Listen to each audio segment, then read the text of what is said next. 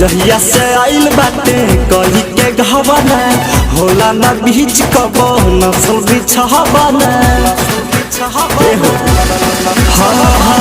जहिया से आइल बाटे कही के घबना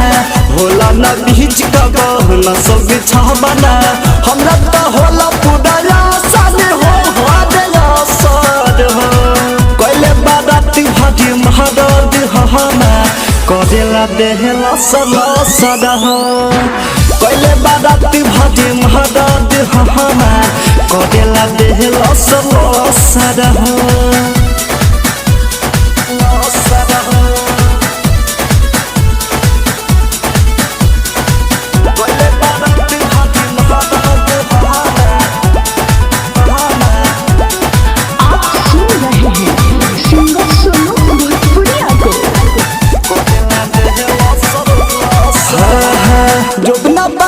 कहिले साचे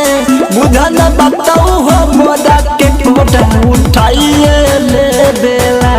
किसी नवा से साथी ले बेला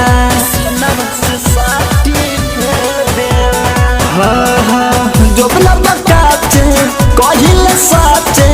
बुझा न बताऊ हो मोदा के कोटा उठाइए ले बेला किसी नवा से साथी ले बेला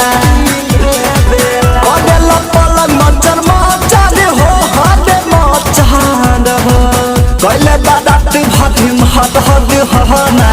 करेला देहला सला सदा हो कोइले बारात भाटी महदद हमा करेला देहला सला सदा हो सदा हो सदा हो मिक्स बाय ब्रिजेश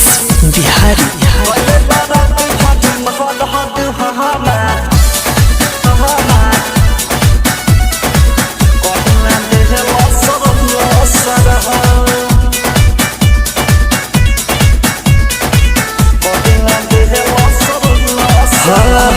सोनू भोजपुरिया रहे न दूधिया धरेला हमारा के बाजा की सूजी तले बेला माजा हो कि हमारा के दे बेला साजा हो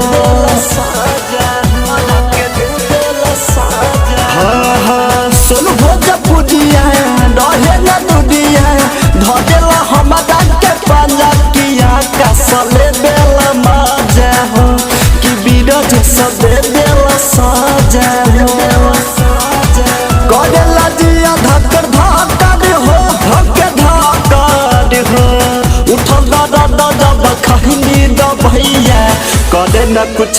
के असर हो कैले बारात भादा महदद हमा करेला देहला सब